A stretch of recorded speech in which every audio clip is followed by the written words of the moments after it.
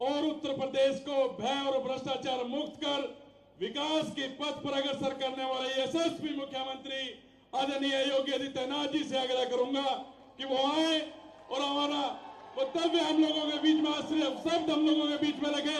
आदरणीय योगी आदित्यनाथ जी, योगी जी को जय श्री राम, योगी जी को जय श्री राम।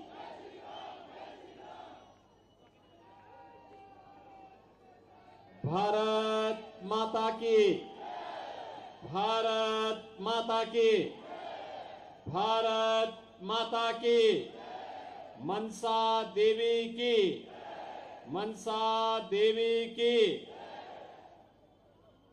मनसा देवी की कृपा भूमि पंचकुला के म्यारे प्यारे और न्यारे बहनों और भाइयों ने राम राम।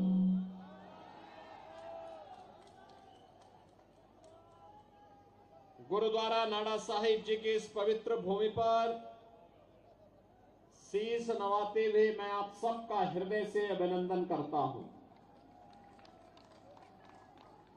बहनों और भाइयों, जैसे जैसे चुनाव की तारीख नजदीक आती जा रही है, कांग्रेस के हौसले पस्त होते जा रहे हैं और अब उन्हें एहसास हो गया है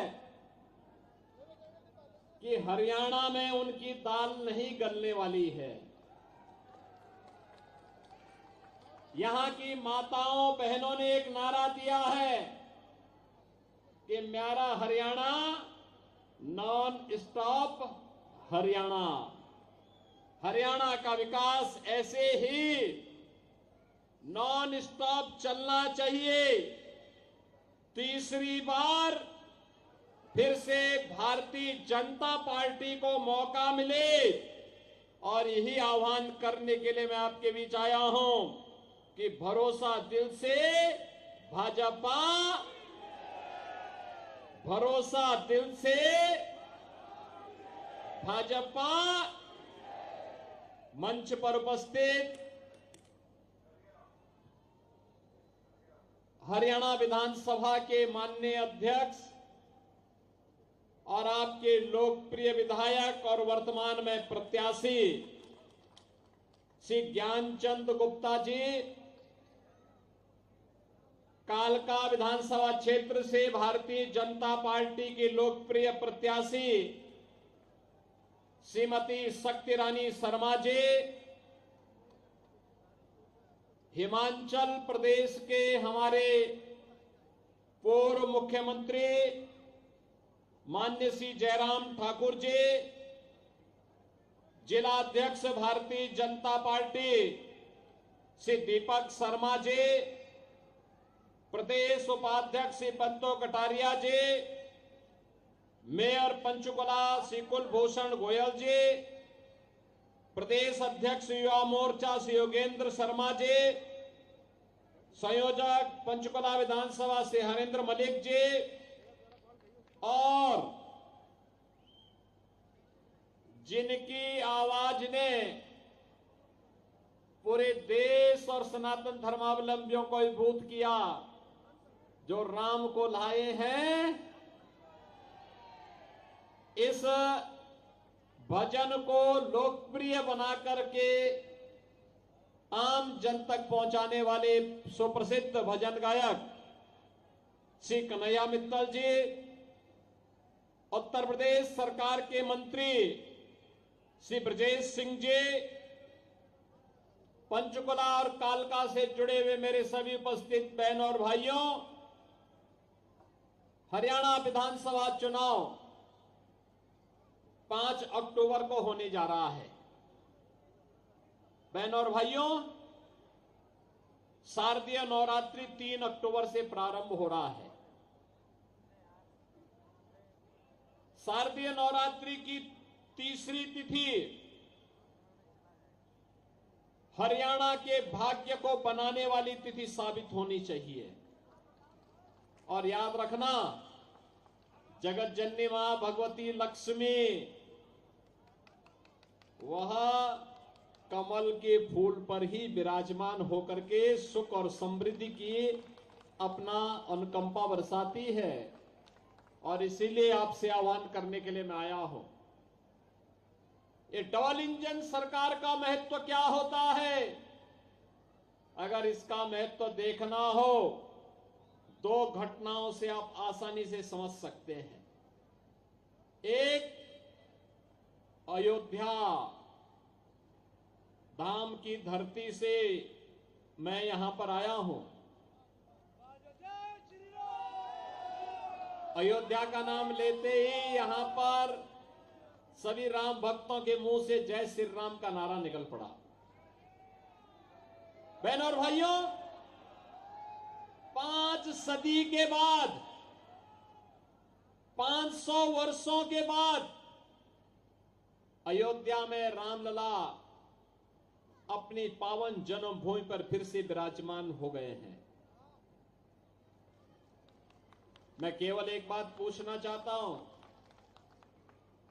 अगर उत्तर प्रदेश में भारतीय जनता पार्टी की डबल इंजन की सरकार नहीं होती तो क्या ये काम हो पाता? क्या ये कांग्रेस कर पाती? क्या कांग्रेस तो कहती राम हुए ही नहीं, ये तो राम पे विश्वास नहीं करते, ये कृष्ण पे विश्वास नहीं करते। इनको चाहिए, कहते हैं कि राम के लिए भूमि नहीं होनी चाहिए, कृष्ण के लिए भूमि नहीं होनी चाहिए, भूमि तो केवल वक्फ बोर्ड के लिए होनी चाहिए। और इसीलिए इन्होंने चांद मोहम्मद को टिकट बना करके पंचकुला को लूटने के लिए भेज दिया है। बहनों और भाइयों, ये बदनसीब है कांग्रेसी लोग जो अपनी विरासत को ही भूल गए हैं। राम को ही इन्होंने भुला दिया है, कृष्ण को भुला दिया है, तो भगवान राम ने भी और भगवान कृष्ण ने भी इनकी तरफ से मुंह फेर लिया है। कहो जाओ, अपनी दुर्गति को प्राप्त हो जाओ। और इसीलिए आज मैं आपसे कहने के लिए आया हूं कि कांग्रेस को भी, देश ने भी, हरियाणा ने भी और यूपी ने भी 60 वर्ष से अधिक समय तक शासन करने का अवसर दिया था। प्रदेश में भी और केंद्र में भी उन्होंने राम जन्मभूमि की सुध नहीं ली, आपके विकास की सुध नहीं ली, आपके लोक कल्याण की सुध नहीं ली। ये केवल अपना भरते रहे, अपने परिवार के नाम पर करते रहे, बाकी किसी के नाम से इनको कोई लेना देना नहीं था। लेकिन बहनों और भाइयों, जैसे ही 2014 में मोदी जी देश के प्रधानमंत्री बने, 17 में मोदी जी के आह्वान पर यूपी के अंदर सरकार बनी। अगले 2 वर्ष के अंदर, मात्र 2 वर्ष के अंदर डबल इंजन की सरकार ने 500 वर्षों की समस्या का समाधान कर दिया और अयोध्या में रामलला का विराजमान हो गया। यह है डबल इंजन सरकार की ताकत। डबल इंजन सरकार की ताकत दूसरी क्या हो सकती है? कांग्रेस ने दंश दिया आतंकवाद का, नक्सलवाद का, अलगाववाद का, अराजकता का, महंगाई का, भ्रष्टाचार का, भाई भतीजावाद का, क्षेत्रवाद का, जातिवाद का। भाजपा ने नारा दिया राष्ट्रवाद का। भारतीय जनता पार्टी ने कहा सबका साथ सबका विकास। भारतीय जनता पार्टी ने कहा था कश्मीर के लिए एक देश में 2 प्रधान, 2 निशान और 2 विधान नहीं चलेंगे, नहीं चलेंगे। और बहनों और भाइयों, भारतीय जनता पार्टी का जो आह्वान था, आज उस आह्वान के रूप में आप देख सकते हैं कश्मीर में धारा 370 समाप्त हो गई। कश्मीर में धारा 370 समाप्त। कल कश्मीर, जम्मू कश्मीर विधानसभा का अंतिम चरण का चुनाव है। अभी 3 दिन पहले मैं स्वयं जम्मू में था।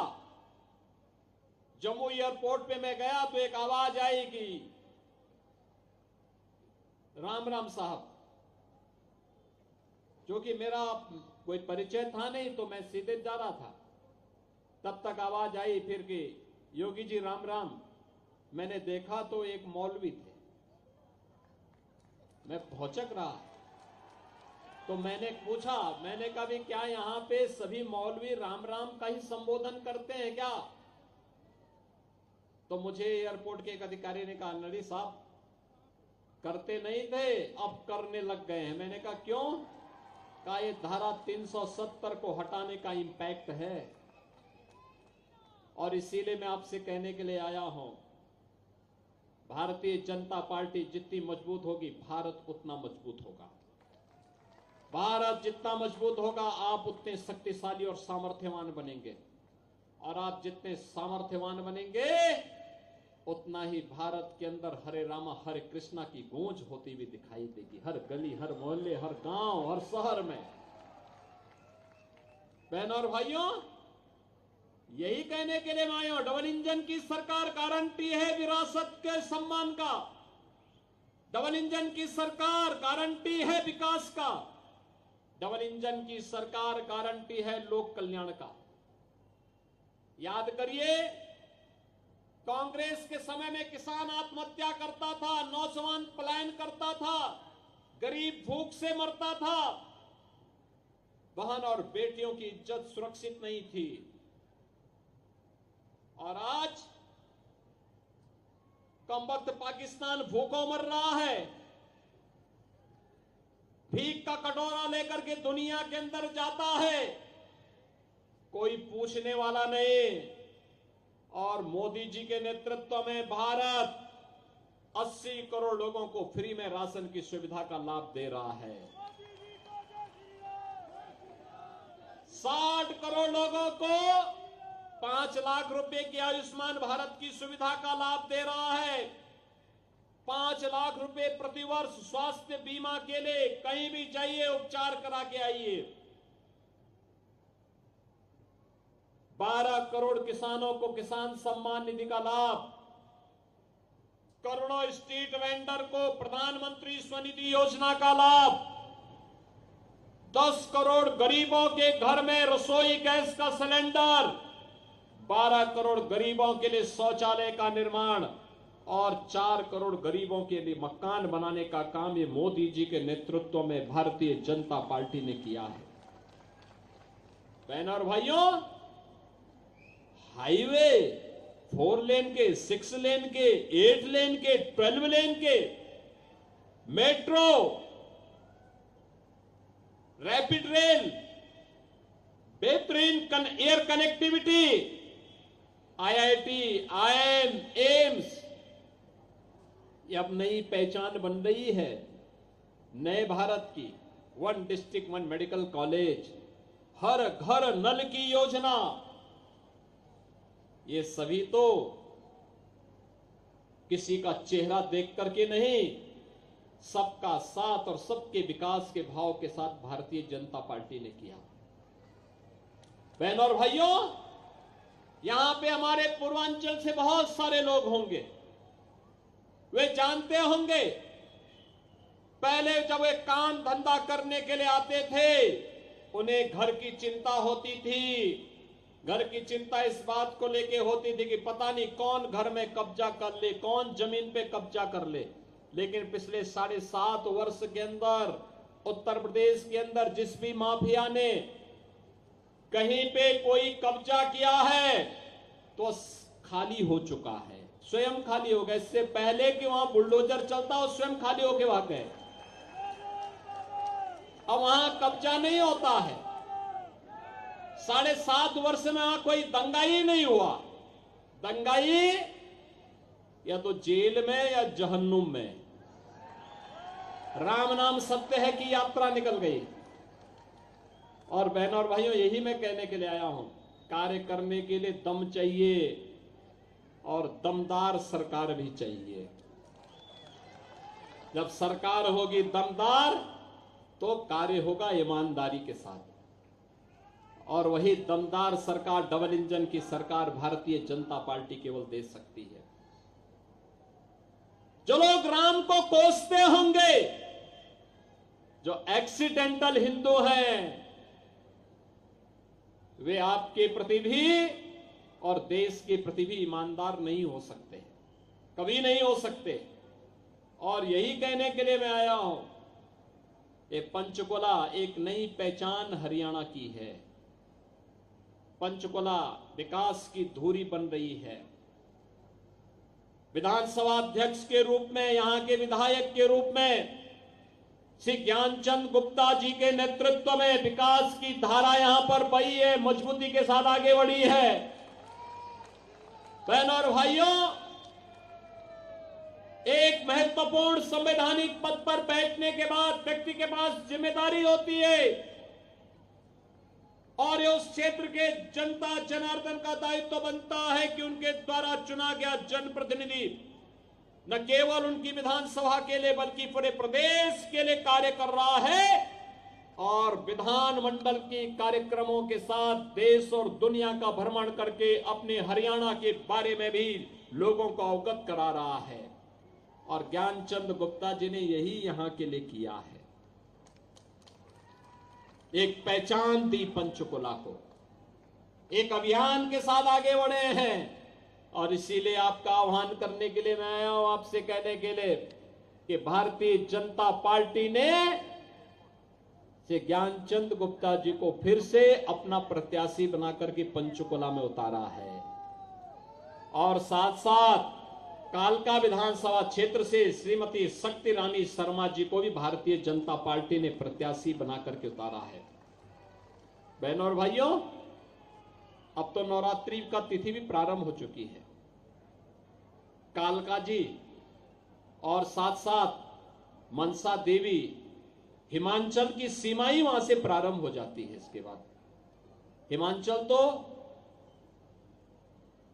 पर्वतराज हिमाचल की पुत्री मां पार्वती सती, वहीं से भगवान शिव के साथ उनका स्वयंवर होता है। तो शक्ति की अधिष्ठात्री देवी भूमि है, तो इसलिए हमें देवी का संरक्षण और देवी का आशीर्वाद वहीं प्राप्त होना चाहिए जहां उनके भक्त हों, और भक्तों को भी इस बात को एहसास होना चाहिए विरासत और विकास की राजनीति करने वालों के साथ ही हमें खड़ा होना है। आप सहमत हैं? कमल खिलेगा, नवरात्रि में कमल खिलाने का काम करेंगे, मां लक्ष्मी का आशीर्वाद प्राप्त करने का काम करेंगे। सभी लोग सहमत हैं? मैं सबसे पहले तो आपका अभिनंदन करता हूं कि इतनी भीषण गर्मी में भी आप लोग खुले आसमान के नीचे उपस्थित होकर के, और पंचकुला की सभा तो सायंकाल 7 बजे के बाद होती थी, लेकिन शाम को 4 बजे इतनी भारी संख्या में एकत्र होकर के ज्ञानचंद गुप्ता जी के साथ अपना समर्थन देने के लिए और शक्ति रानी शर्मा जी के साथ अपना समर्थन देने के लिए एकत्र हुए हैं। तो सभी लोगों का आशीर्वाद कमल के फूल पर प्राप्त होगा। सभी लोग सहमत हैं? सभी लोग सहमत हैं? दोनों हाथ ला करके मेरे साथ बोलेंगे। फिर जहां तक मेरी आवाज जा रही है दोनों हाथ लाइए, मुट्ठी बंद करके बोलेंगे मेरे साथ, भारत माता की, भारत माता की, भारत माता की जय श्री राम, जय जय श्री राम। बहुत बहुत धन्यवाद, आभार।